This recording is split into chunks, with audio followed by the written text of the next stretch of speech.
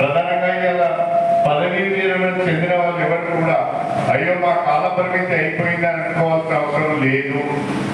మళ్ళీ రేపు ఎన్నికలు వస్తే నేను అనుకుంటున్న అక్టోబర్లో స్థానిక సంస్థల ఎన్నికలు వస్తాయని. అక్టోబర్లో కనుక స్థానిక సంస్థల ఎన్నికలు వస్తే రిజర్వేషన్లు మారవు. ఇప్పుడున్న రిజర్వేషన్లే యథావిధిగా ఉంటాయి. ఆ రిజర్వేషన్లు యథావిధిగా ఉంటే మీలో చాలా మందికి మీ పనితీరును బట్టి ప్రజల్లో మీకున్న అభిమానాన్ని బట్టి తప్పకుండా మీకు అవకాశాలు వస్తాయి. కాబట్టి పదవీ విరమణ అయిపోయిందని చెప్పి ప్రజలకు దూరంగా ఉండదు, ప్రజల మధ్యనే ఉండాలి. ప్రజల మధ్యన ఉండి వాళ్ళ కష్ట సుఖాలలో పాల్పంచుకుంటే అభివృద్ధి కార్యక్రమాలు ఒకే ఎత్తు అయితే అందుబాటులో ఉండి కష్ట సుఖాలలో పాల్పంచుకోవడం కూడా ఒకే ఎత్తు. దాన్ని కూడా ప్రజలు గమనిస్తూ ఉంటారు. కాబట్టి మీరు ప్రజలకు అందుబాటులో ఉండి ప్రజలకు